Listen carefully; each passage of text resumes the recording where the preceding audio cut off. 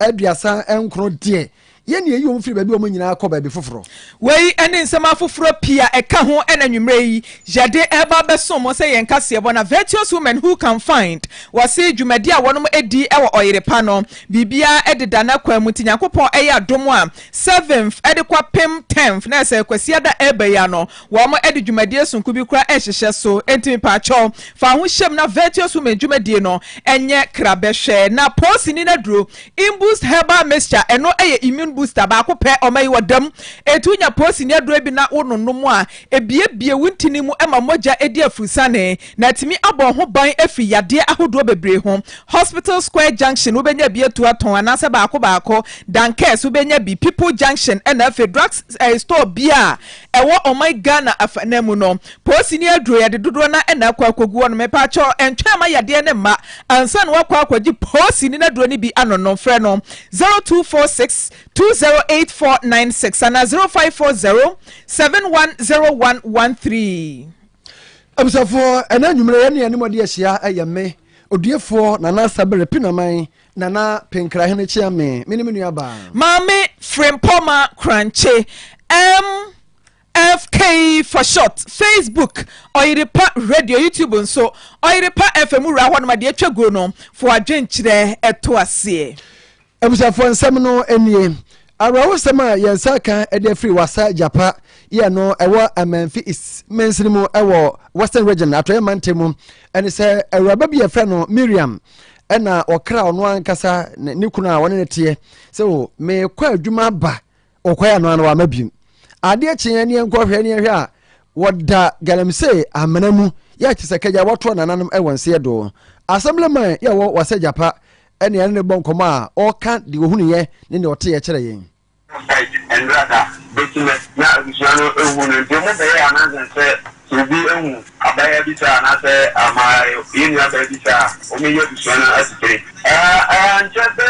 an hour and after 1 hour time na nya ko se amabaya na mo na so no amako nke be no eda e fit di kan se fit di mu ewo wasaja pa e ko de mi ata kwanso na se ne de mani kucha mansa no e ko se e si no akwa ukupi wona ma ni pa yense ya ko pa ye ko ye no na ne kwe omo mu ye garanti wono omo kirima ye wo amana bi wono ma amna wa emu wakaka ana ge no eden na no no ko ti ni se omo de omo no ma kugu won ti no omo ko yi omo ne mama o be garanti fo no aya mu tu ti de na omo ja sai omo ko yi na ana so ye ma ko ye omo juma omo ko di wono ko se madam no eda ye that pitmin Olobia oba japa no ma titire ne wo mo ko e ma na ko po ni go ni ta e je fi ni ti eki e kuma se woni ni ku ewa na ro se ne se e wo e ba akwa ko tua be ni ti ba ku ni no ntu kura o ko site na mu ti no kwa ma che ti no ukupi wo site wa ne touch e de akotu ba bi ana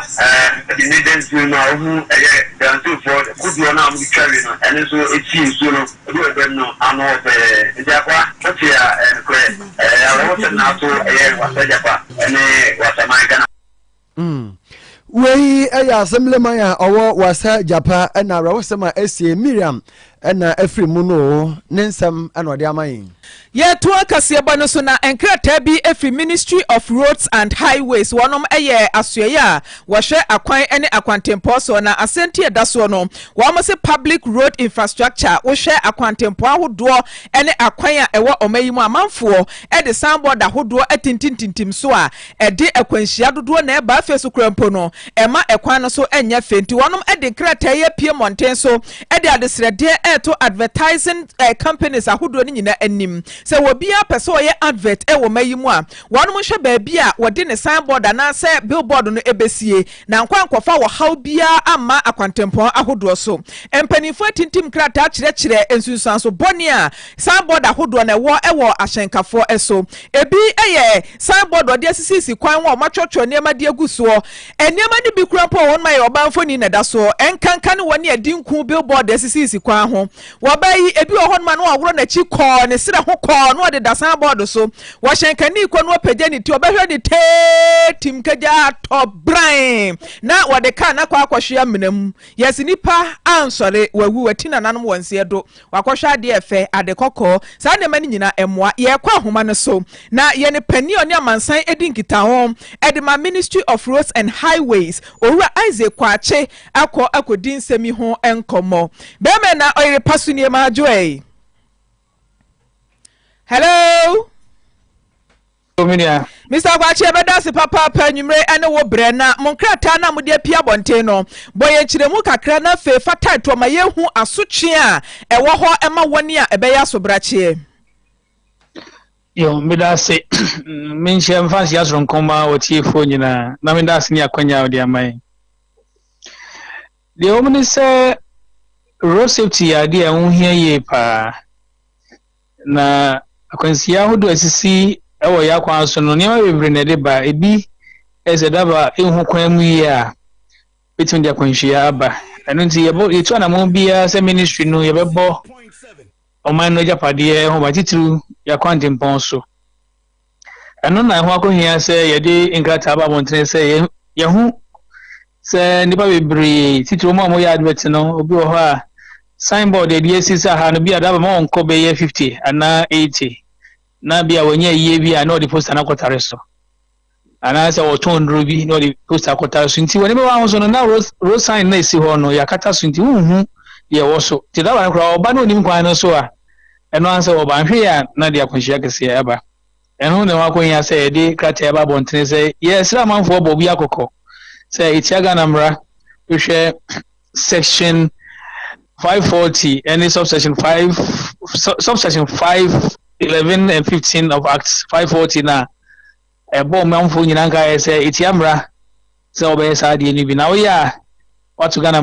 mra betimi ni wodi no intina anwumre obisa nkyeremu kakra wo ho se ye ma obi aso ate se obi a wo ye bibia no bomodi ne jai isan se itiaga na mra no da nchen ya ye ma assembly for no so aso ate se opese wo ye omo obi tumi na odi signboard kosi baby a oni road agencies no regions no nkasa na ye nhwe baby betimi de asi ayan kofa akwanhia bi ema ya kwantempon so nti ya nwumre kakra obisa ya nkyeremu kakra wo no Emrei Ghana by ene tintim se obi ebuso na wode signboard anase billboard bi kosi baabia eni kwanse wodi sia asotwe bi wo ho ma no meda se no kwase ni asotwe wo ho ba masafo no na nanse ye yentimi fambra ne hye yensem na ye mfa asotwe ne masafo beto mbra ne ntino ye nti ne police for no edin sawoso se obi bia ensa be kan no ne remember police na police for na from rakwanso ye do kokota and the court no bua afọ a hono oni Ghana ban na ekotwe asotwe bi ho pa ye nim se Ghana mra no yetimi ka se o we die se wubusa mra we so aye wo penalty unity bi ya ye de every wo we no mu wo unity bi wo honom se anya hwe kura mpo asotwe we ene ebetimi dia ma obi no kwase me penalty unity wo honam ba bi a me no kasa se sie no mintimi enfama na me se me twimachi ekọ back to the officer mitimi the exact penalty unit ewo sa otu sa mbra no a asotwe bitimi dia ma mitimi anya ma but se ya me no kasa de mitimi enya ma yate obi wo ha na onim ti se onya penalty unity na no a wo se ade a me ye de ehu pa nti mehwe me hu ye da se papa yeguso a ye twa animu yo meda senso ni akwanya odi ama na mesere mu sentwerefo nsemo mo ayen na debubo no enko yie na manfo nso hu wasede ye wa kwantempon so ye be koburo nyan eniama bebre ne besi nti ye be sere so manfo nya hwe yie wa kwantempon so na omo amo drive ye na esi signboard ye na enya yie pese ye manfo eti hu dawro nyina no ye hwe kwan fa so be bo dawro no na bo ye nyina sansa kwanhia de ya mo ho ban a Mr. Kwache na mako Santasi runabout signboard no monhwe se obi a wo permit a wate bacha wada ro mai be Santasi runabout wo de anya grow e chen dwa nyame ya no this weekend kra me kumase mba me amekwa akɔhwɛ oba de afrem na mini akire ntwa wo bacha me da zivani akonya yes da se pani ane ne kasa ye owura Isaac Kwache wono pani oni amansan edinkita ho edema Ministry of Roads and Highways a wo mo ehwe akwan ene akwantempon so Ghana mampani dada John Dramani Mahama osaye Frank Atufo de ma endisa amanyeko no de atodwa ɔse sɛ nyame yɛ adom na ɔsa ba bɛyɛ ɔmampani bi mu a free SHS no ne nafua wɔ ha edi kan no wɔbɛyi asi hɔ na wɔpɛ animdifoɔ a ɛwɔ nimdeɛ ɛwɔ nwomasua mu na wɔn nyinaa yɛ hwehwɛ mu yie na akɔma yɛ nsakraeɛ ɛwɔ mu. Within the first 100 days of coming into office, we'll convene a stakeholder summit that brings together educationists, experts, teachers, parents, students, and opinion leaders to deliberate on how to improve the implementation of the free SHS system and also improve the quality of our basic education, because that's where it all begins. We will return Ghana to the regional exams conducted by the West African Examinations Council so that it will be possible to compare the performance of our children with our English-speaking neighbors in the sub-region. Right now, we write a local Ghana exam. We mark it ourselves. We mark our own script, and we give ourselves high marks, and we tickle ourselves, and we are laughing that things are improving. If you don't have any benchmark to compare, how can you tell you are improving? Ayo mampani dada John Dramani Mahama osa tu franka edema NDC amanyo kuo no. Yekwa homa no so na yani ora Kofi Tonto akodi nkomo oye omo ekasa edema NPP amanyo kuo no oka ho bi papa. Aya Kofi majoe. Min so enumre ewo Oyerepa ne Asante manten wonyina. Yeda se waje enso. Owura Dwamama na ode atudwa se osa beye president ya free SHS no obe review with the first 100 days no eno nkoma na ye pese ye nimudi ho nkoma anya bia free SHS no amanfo ahentemo kakra se ebi wo ha wo se mo review ana na ebi a mo review na how bi wo mu a wan kase wakoma mu e wo se review ana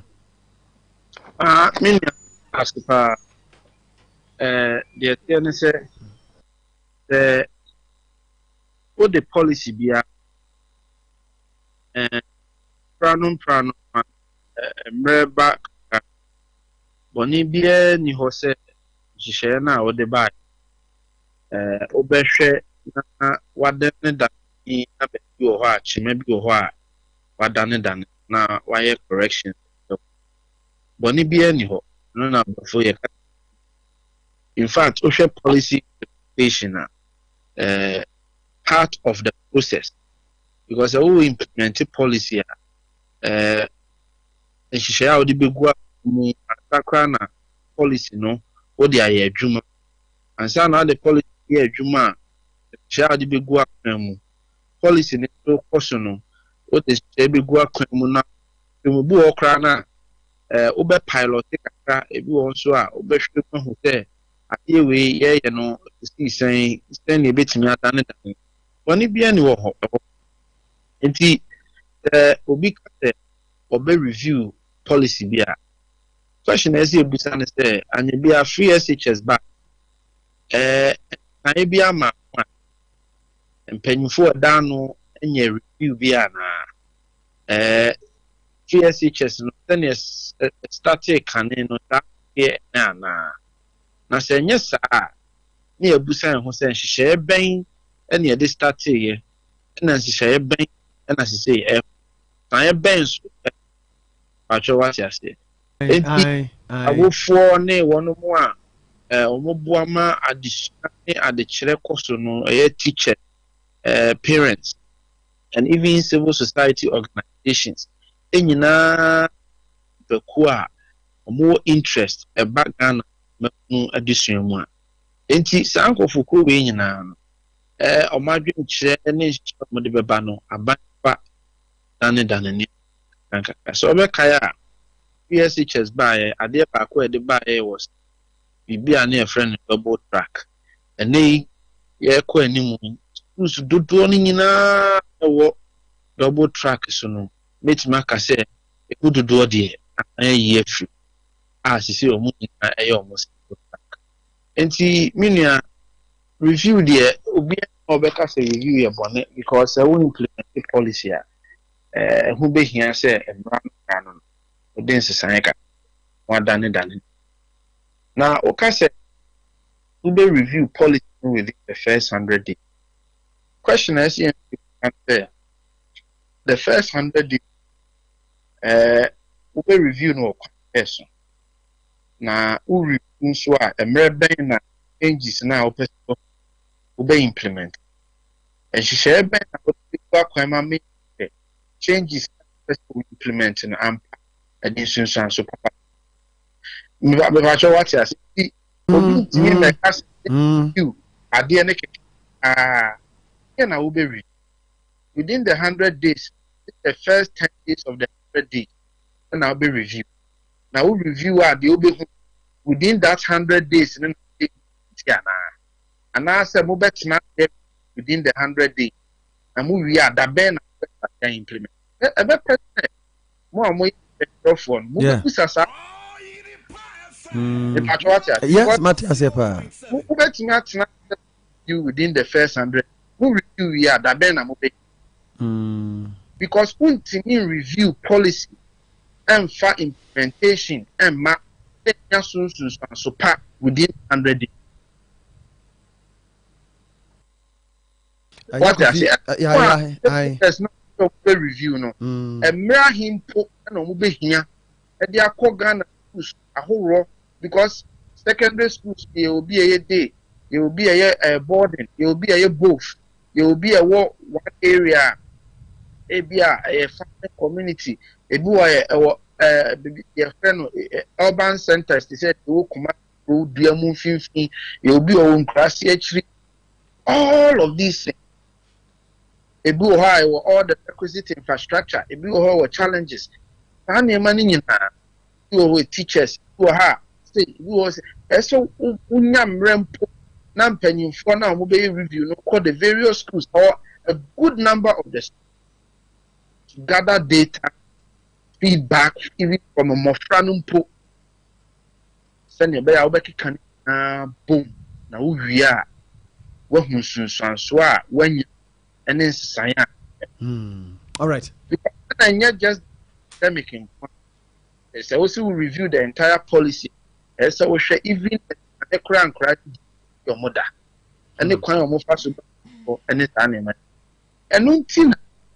the abiding insurance one na ordani in kakranka because enye bibia obetimi every preocupe ayeninya enti se mo ntantwefo no ba musa sebe nsem be kan the person there many be do ho or the 100 days so obebe 2 years na so called implementation now you know anu ntimi nya ehun all right match all right. All right. Ejakofi medema no si. O mampani that can or the WAEC exams no ebe go back to the old say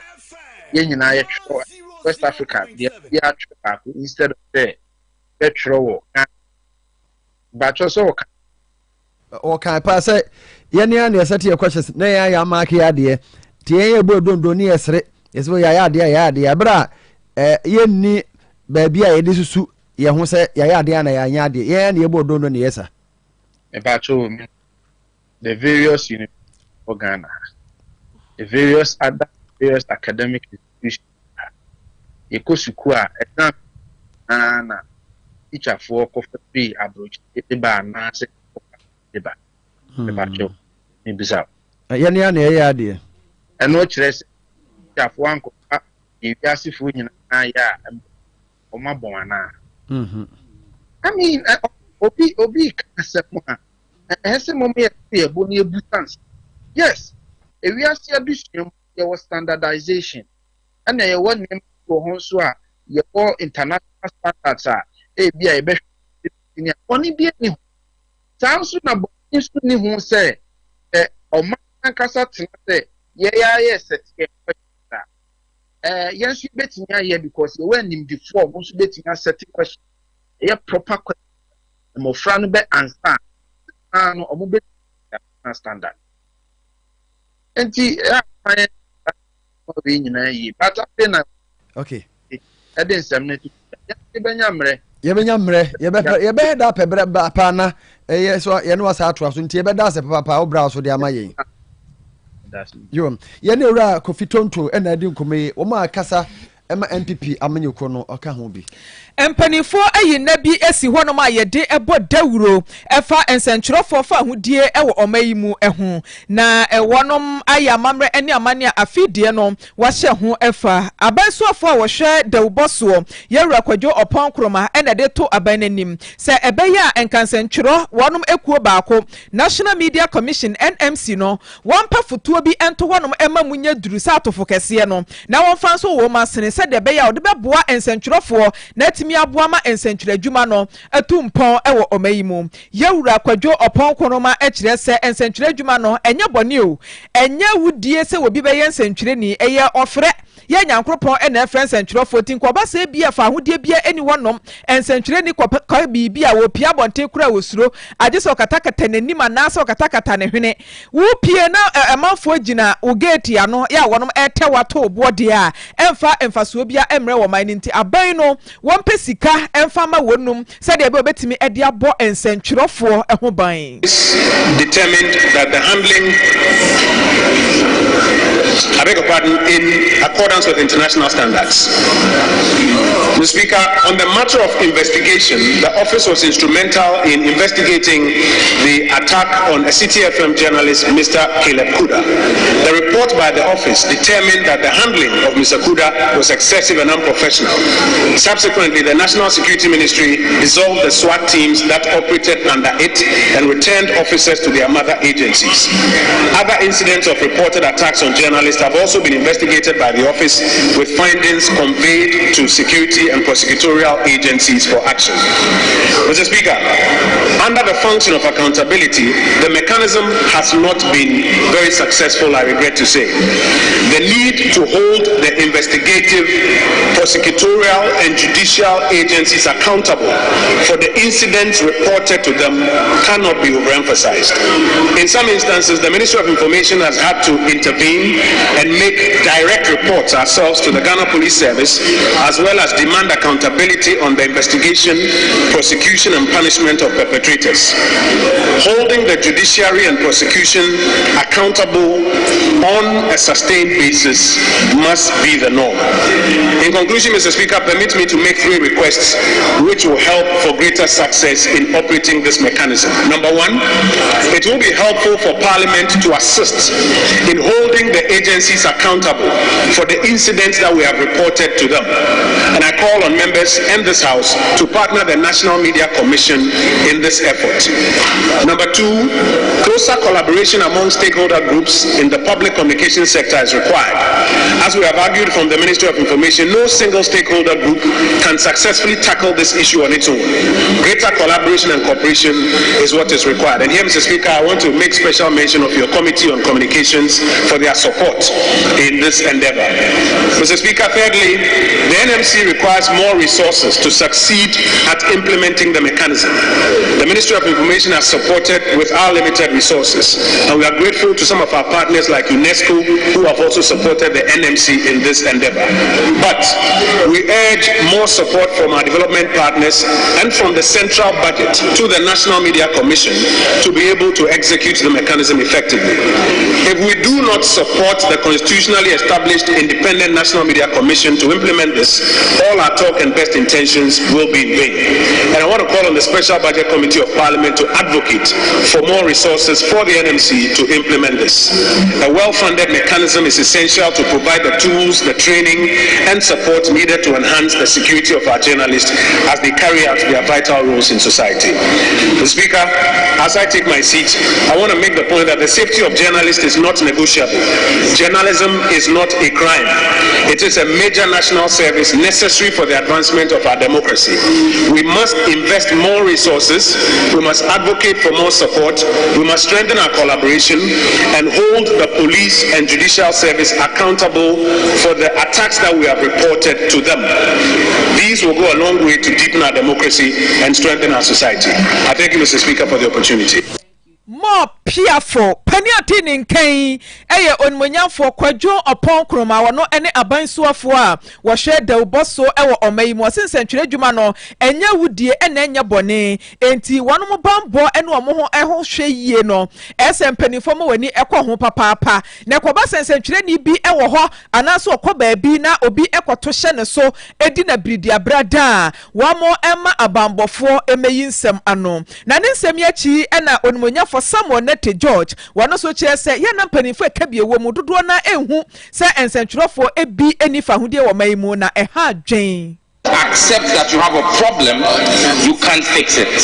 Because when you look at Ghana's rankings, press freedom rankings, Mr. Speaker, and I'll just run through from 2012 to 2023. In 2012, Ghana ranked 7th in Africa and 41st in the world. In 2013, Ghana moved up to 3rd position in Africa and 30th in the world.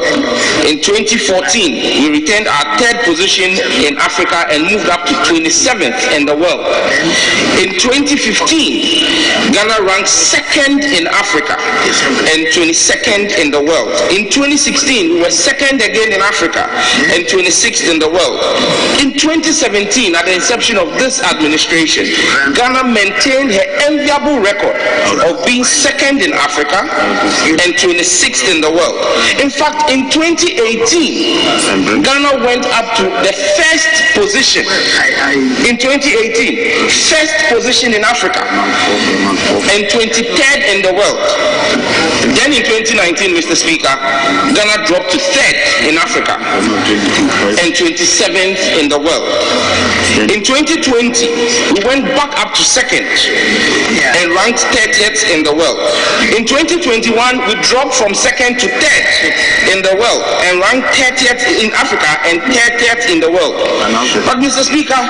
in 2022, Ghana dropped to her lowest point ever since this ranking started. Ghana dropped to 10th in Africa, 10th position in Africa, and the 60th position in the world in terms of press freedom. Eni awuti yei eye onmonyafo Samuel Nete George kukudrufo na ninsem yechi ena emrahye badwani owokumawu mansinu Asante mantemu onmonyafo Ernest yaw enim wono so ede adeslede to aban nanim se ensentwerofo ho bambo ehia papaapa esan se kabima minka bi ene dodo amamuro se betimi ayeyi a na ensentwerofo edimu akotene. My colleagues might have gotten it wrong. Mr. Speaker, the 3rd major function as indicated in the statement from the minister, was where we hold the security agencies and the judicial service accountable for the prosecution of some of these things. When the media gets involved in some of these actions and we do not protect them as a state, I believe that our security agency and the judicial service has a major role to play in ensuring the safety of our journalists and our media. And I believe that once cases are reported to the security agencies, the steps that are taken by the agency are one key thing that would ensure that some of these occurrences do not happen. So we would want to impress on the security agencies and the judicial services, when matters like this get to their quarters, what steps do they take to ensure that the security of our media is protected? Sometimes reports are made to them and nothing is done by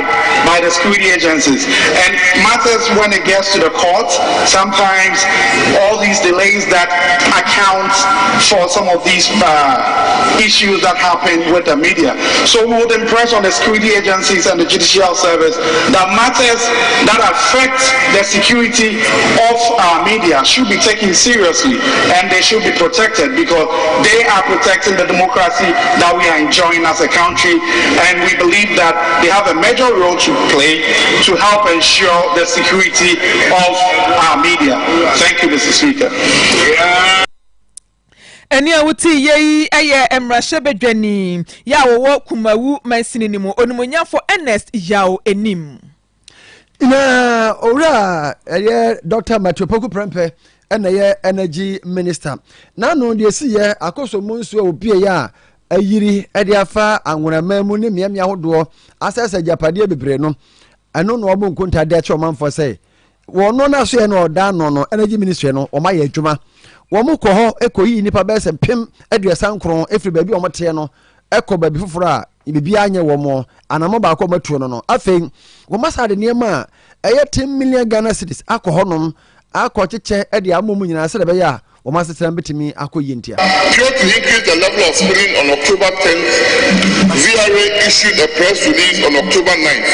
and also notified the stakeholders via the established communication platform, cautioning an increase in the level of spilling and the need for residents to move up to a higher ground. Meetings were also held with NADMO on the same day for them to activate the necessary protocols for immediate evacuation. The VRA committed an initial amount of 10 million Ghana cedis to support NADMO to commence evacuation, procurement, delivery, and distribution of relief items. Mr. Speaker, VRA has to date still continued in provision of the relief items through NADMO. Mr. Speaker, the relief items are shared and even some members of parliament do receive shares for the various communities in their constituencies. The coordinated efforts of VRA, NADMO and the various state agencies led to the successful evacuation of close to 39,000 persons with no single, Mr. Speaker, with no single injury or death reported. The coordinated efforts also led to the preservation of the Akosomo Dam, the Sodakope Bridge, and the lives of many Ghanaians living south of the Akosomo Dam. Following the additional notification of the need to increase the spillage, the spill rate was increased from 90,000 cubic feet per second to 180,000 cubic feet per second on the 10th of October 2023. The NADMO and VRA team the day after were already on the ground providing relief items to those who have gone to the safe havens and helping others with evacuation. To date, Mr. Speaker, the VRA and NADMO have intensified the distribution of relief items and caught several relief interventions to help lessen the burden on displaced people. Emi amoti ye Dr. Matthew Opoku Prempeh Napo Energy Minister. The naso na ye e ama omanfo ya ensuo eyiri fa wo mete akosomo ye bie ye fa wo mo no ena mote se wa kire mu akire mara se bedwafo no ye to akase abo ne so na wugusu a wutie e wo Oyerepa 100.7 enche bia ena VRA Volta River Authority wonom ebie akosomo tade no a ekofa wo ye ne ene atoranchem kase eba adehie bia wonom ewo empatam wonom na no ena Dr. Matthew Opoku Prempeh abansu afo hwe ahodene so ebo amane ewo mrahye bedwafie se wonom edi sika ene akadie bi ama mrahye bedwafo a wonom ewo from mantamu ahodo ni nyina se wonom fa tototo niema na wonfa bi enkonkwo boa manfo e wo honom a wo ho aka na no ena mrahye bedani a owo noto mansinimu samo okujeto abrakwa wo kire sensemu a Dr. Matthew Opoku Prempeh wo ka no kura bia ni mo no no de onyanya bibia. The most affected constituency, no VRA official has given me relief items. Not a grain of rice, not a bottle of oil. No member of parliament. If you have sent something to a district assembly or you have done your direct distribution, say so. Say so. Say you have done your direct distribution. Don't come to parliament. Don't come to parliament. Honorable members, you will get the opportunity to speak. Please. This is a house of records. Don't come and say members of parliament have received their share of relief items. So constituents will start calling us. You've never disclosed, you've never told us that you are keeping relief items from VRA. Where is our share? Do you know the implication of statements like that? Mr. Speaker, I am also totally appalled that in this entire statement, there has been no mention of resettlement. How long are my people going to live in schools? Look, the inhumanity, the indignity, Mr. Speaker, pardon me, the indignity that people are suffering, are going through. 85-year-olds, 95-year-olds, we all have mothers, grandmothers. Those of us here, will we accept to live in a classroom even for 2 hours, for 3 hours? Why is it taking government so long to announce a resettlement policy for those affected whose houses have been destroyed to be resettled? Eni awuti yei ayem na shebedwani owo noton mansinimu when monya for samo okujeto ablakwa na ne nsemi a wode eto mra shebedwa fie no ena Yawura Davis ansa poku ayem mra shebedwani ewon praye so wono so airport ho atieni se aban soafo a wo hwe sikasam so finance ministry ena afempanifo bi a wonom ewo VR honom no watwa sikabutini bi ato honom asande ne makrompa title e de ama okujeto ablakwa ene ne manfo. Anybody who wants to claim that this government is not responding to the issues as we are witnessing that you give to these disasters is what matters in times of crisis. Mr. Speaker, my colleagues on the other side are creating the impression that this government has been irresponsive to the issues that are happening in South that are happening along the Volta. Mr. Speaker, clearly, they admit that government agencies, government officials, quasi-government persons have been in their constituencies and distributed items. My brother Blackwell is creating the impression that the VRA has not even distributed any item in his constituency. Mr. Speaker, I am saying that... Honorable Leader, why don't you allow the contribution to flow? Honorable Leader, please, let's allow the contribution to flow.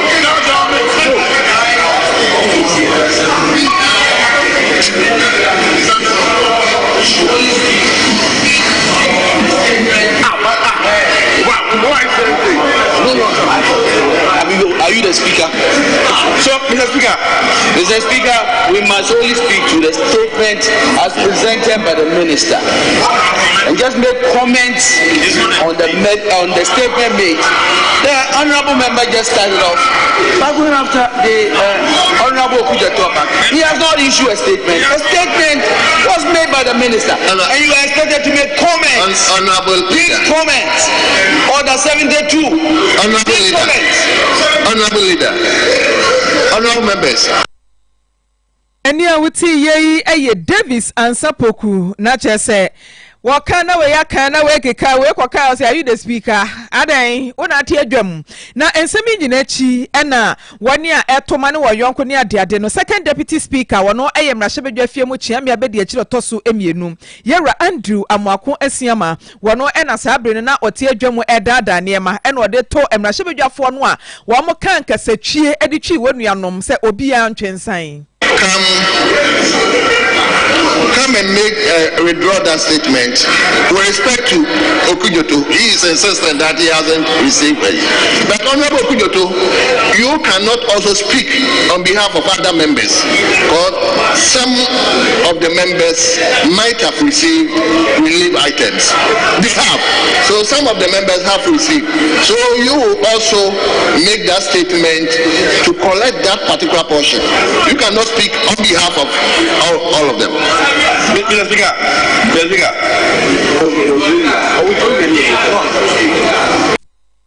Eni awuti yei eye Ghana emrahye fie mu chia me abedi akire a wotoso emienu wonwonya for Andrew Amuako Asiama. Tiffy North MP any Honorable Patrick Bano na ono ankasa etintim dwumadi soronko bia odebo teacher fo aba so teachers award scheme na waye bi ewo Gambia number 2 teacher fo be se aduanan enenya apasobo no ebi TV ahodo refrigerators citation niema bebre no wie no overall best teacher onya constituency ho Owura Kwabena Ade Frimpomaa ochirade ewo Kenya se number 1 Anglican Junior High School na Honorable Patrick Bano echiremu de amba otu saa na mo yin oba city no fa men ka se eba enwomesua mu a yeni o haw ye wo haw ya haw no bi ye school nkonya ya haw no bi ye classroom block ya haw no e bi ye kade a be kasa chechefo e de be hra de ene niam ahodo pi ho a ye to siri wo na so o de certificate of e compare other district a otimi se ye won kan anase be kasa ye koyedim e first school block ene nkonya sem ne niam pi ye ndis assembly no ne nkamo ma ye wo no e de aboa e wo sa afem ye wo haw ahodo bebre e bi ye teachers quarters and teacher accommodation near the MP teacher accommodation and also me yebi ekoja fiku ani senior high school my teacher accommodation fe hodom nkonya ahodo a ma supply no ama basic schools and senior high schools no edos ekonanim afi ma science supply books reading books at the ama basic schools ahodo pi biguso ameye mintimi nyeni nyina de na so enfemi ensani ma yebi na de ma ehye kran say ewumu say ehia sa na emane de na so ye na wo say ejabi na ye de bo ahyechefo no abaso ene say eba nwomesua de a ye ka won na eboa ma nwomesua kwankan na ahyechefo eno nti me decide say se me be MP a mebo modern say abre afibia no mebo ahyechefo no abaso e de ahye won kran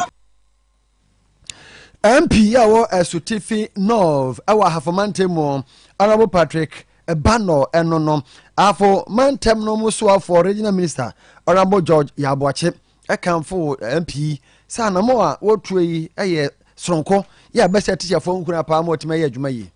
ohwa interventions a abandi aba omani nyina aye involved no so Esutifi abatop pa which is a motivation honorable member of parliament or the ma teacher for no idea aso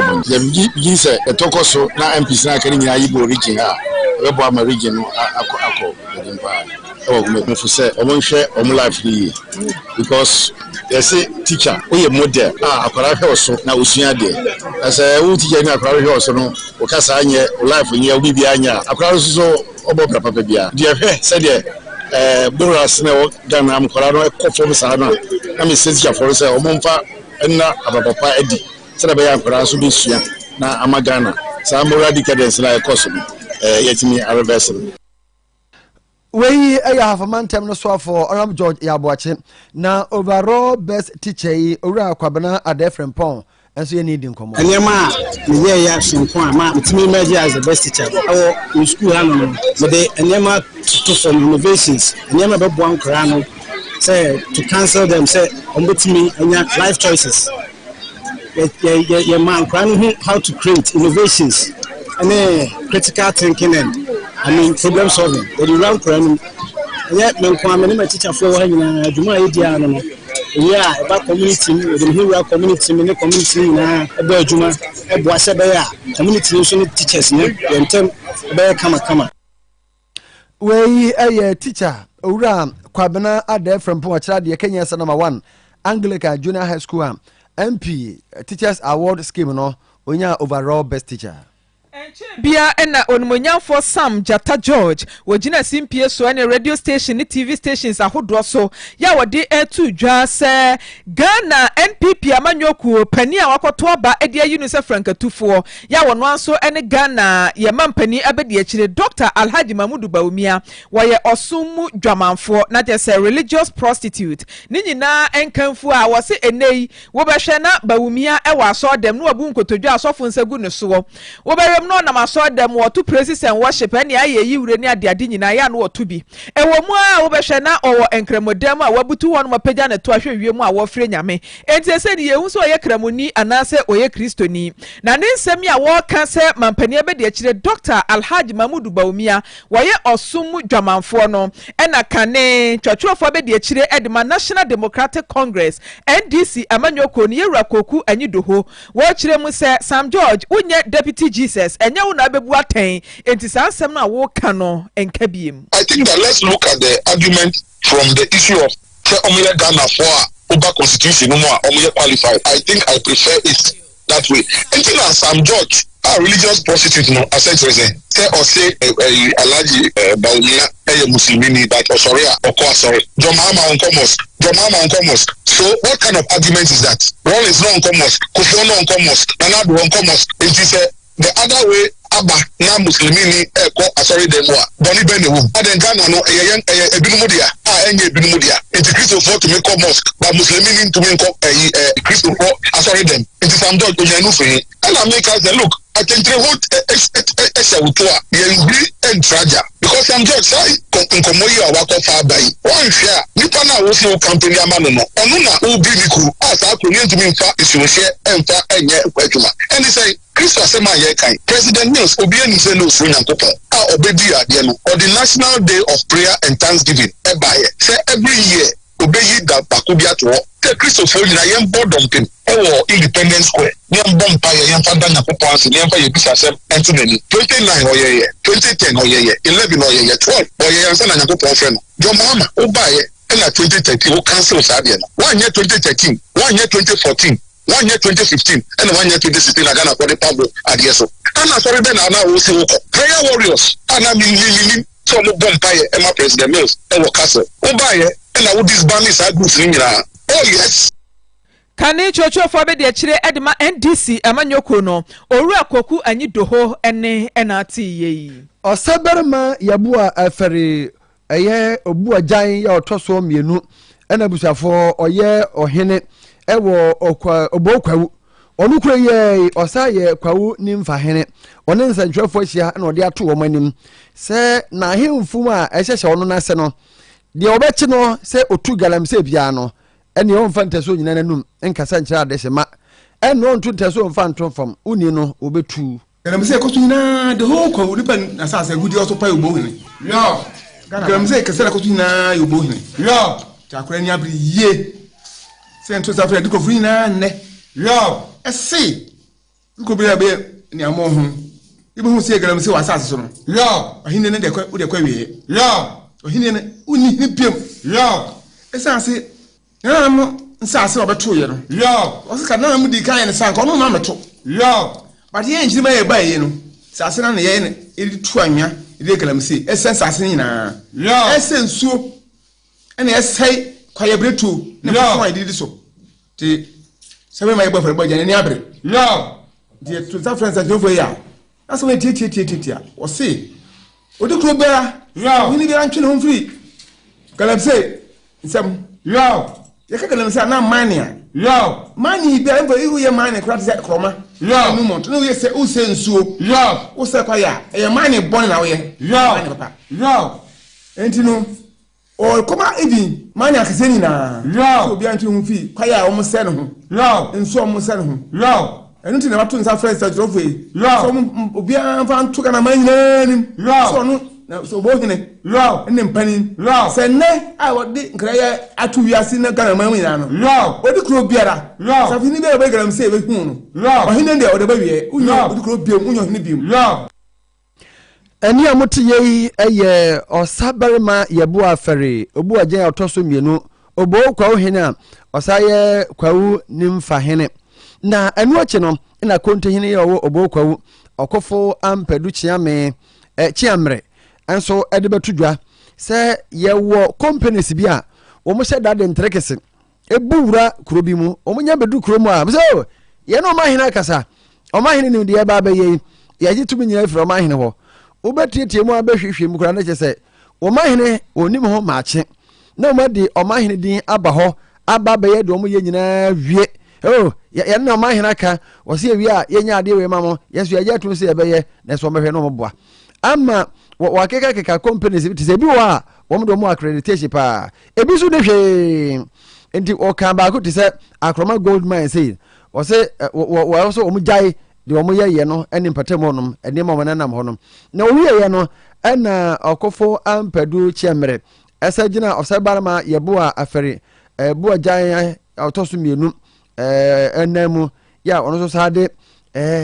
ensem a efiri aban mu baaye na won kwa de osa blemu aban no ewo eniema bia ekoso a aban nim ho bi pa enso so wayi nani dina ma bo heni abre no yo omunam ni krase nyina okuta nkro ni krase hanu ado enum yo 175,000 villages yo na to adukrofo no am so e hu bo hene no bo hene wi eni kwa papa e te de koma egu ne nimase eni hu bo hene o ko bo hene mpanifo boko so hu bo ni bia o be hu no o bo hene ka nkwa mo ko hu no na so ma se papa ni mpanifo din se e hu bo hene e de ne ko wie anya no kwado ye ni mse o be mania yipi mo lances mi da commission mo lances asabre mo lances mi se mo lances sala si dia obi e hu bia wa ha yenso omo de die tu adamoni kalam se ndie se ye ni agidi o obrekwa ye mo bibia kan ona sa so ndie makono bo hine no na dia e ha papa enu tina na ni abredi kofo no na hemfo na asafu no so no ti enu titu makono bo hine so obi ama ho ma permit bia anasi obi afa permit into abamu ma kire no amakwan ko ma wa no pe no bok bani ende de enim nemom omkura so da se de aba so om concession ko amu no nipa bi awuram aw me galam se enu kwa so ade anu so ka ho na papa ni abere no no fo so yawdi kese papa aje om concession no galam se fo di awuram nyina ma awuram ba bia oroba nte ma papa ni so ni abere ko fo de ye ni mom na so rockman no om ye galam se yo we eye osabarma yebo a afari obu ajan a otoso miino ye toa kasiebo no ensom pani kwanchirefo a woda SKB Foundation ano nana SKB enafe awo kwachewa trust wonum aka bom ede asuafo akade bi te se books pens chalk ene ade akoma schools ahodo bi a ewo asokore nananom atankonwa se de be beboa ama nwumasua timetumpo ewo efijase asokore ene ne mpatamu na obi de hye ayisibu ama yama ne bofo ne kopie adwumadie yase a woni owura jima minka etwetwe enkomo wono ene CEO a woda nana SKB Foundation no ano wasi brebi atwamu wonom ekoche saa niema bi emasuafo na so abamfaso papa enu na asanhye ne nkuran a wakwakoye adoye foforo ediama wo muti we de wosere woni a eye adoye aban enafe woni a wonyankropon adom ato wonsam no wonyi bi emasuafo na SKB Foundation since I buy from 2016 it provide books and specifically educational materials at the school nkora and as schools are seven war in Korankye and I capture pa and no say awofo no omuntimi nketa for mo emanu school miss ni pina nti ewe na supporting nkora no na ama nkora no no makoso ba we mpa die trust fund bia under the auspices of Nana SKB Foundation kwacha trust omo na eme kokudi sa adwumadi oba pani a free asokore na obo ne bra dodo na wa asokore obo bra papa ntinyame sa adom ne ma emanum sa ne manum no oba pani na mu dia onti ase sa ne manum no na akaboma omde sa trust fund iba na sa trust fund ne saso enene yakoye sa donations results ne dia yodi bebre because eneti through say distributions ne hu say ye kokro ba konama enkra o form 1 form 2 form 3 about 90% omuni exercise books Pania utini nkai eye kofabaya wadana na SKB Foundation ano owura jima minka Andrews na nesem yachi ene na onse apie kubia waye achempimni wasanso eye asokore ehine oye board member edema na SKB Foundation yano wade afutuo ema about time se wonya eniema totototo basa no nkanka ene ayie na watweda wobeto efunda ho obeto memene dade wobeto kwasiada enase asore asana dwoda kuntamu ntoma kurampo betwa bi wasemfaso bia eniso na SKB Foundation na super bi Krobea adaroma na the foundation isi ho na woni mse na super bi nso de ye kan nguma sua oyi ni frimu a o kan wasem a enyeye adaroma ana awoko atwa trust ana mo boa ye nso ya sene ma na SKB Foundation ekoche books ma selected schools bi as traditional area ha se de ba ya da boa ama nguma sua ene adekere akona ni seche ene askore ya memu timo no problem ya ko che nusu no afutu amane be ma ene se sebi ene ope ni papa bi ama oba ngoma sua ene asase asa sase bia ni ho a ko de koko na de ja oba na ngoma sua de o de ma oba ko ba bia na na de ko de betu awofo no fo se instead se o me se sika ewo eyi ntuma ene sebi ni na bia hu nya ho ye mo ye getri ewo ye mem se de be ya da chi ni ho a obaba abehwe Eni awuti ye ayenana osei apie kubi na ne kurakura mu ena Owura William Brako Ajiman wono eye Director of Education Sechere East Mansini mo na hwe enwumasua so wo se aban ne guso a waye ne famu de esanse mofra no ne ye da chinti wo hwe se o menya da chi papa bi ewo mayimu na so sebe ba akofo nsa enso awrade ni kata enti wo sere so o manfo nso emmoa se ye nyina nim se ne aban modern bo a obo efa ye nkwara omo rural schools na ye nyina nso nim se aban ko ntimi nye for this reason na kwachewa na kwachewa trust fund ono so abem se odi BBC exercise books pen ne de kenka ho ade ma school for na am say na kwanso no we di kan ka say aban ko ntimi enye in fact maybe ekwa schools no bi ekwa wo hu say situation e wo ho no na enye all the best anyway because we were expecting the parents also to at least provide exercise books for the wards. We are in the fifth week share schools be a class a particular class for a particular community. I wouldn't want to mention the name of the community now enquire 25 not 25 no and move 15 exercise book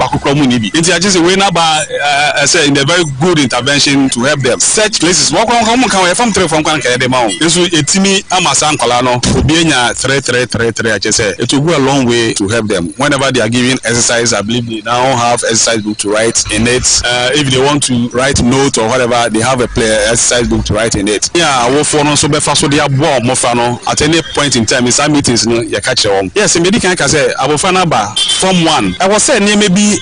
education materials be or say parents let me at the boy mofano to me at the bar. I buy the exercise books, be textbooks, the school uniform near the and no my no I don't just say mofano school schools are I can say almost more home modern. Eni awuti ye eye Owura William Brako Ajiman wono eni pani kwankyerefo a wo hwe enwumasua so e wo Sechere East Mansini mu MTN adwumakuo akọ anyaku kono afe galensuta ena blekuso ye ne nyina ewo Keta Mansini mu voter region akọ ye omaye enso yira eyiri fa wo mu ya MTN Ghana Foundation ekono wode eniema ho ka no 300,000 Ghana cedis and what they call ye. Any money be a year and more 25 kilos no makuma ko henu. And anwa 85 gallons of cooking oil.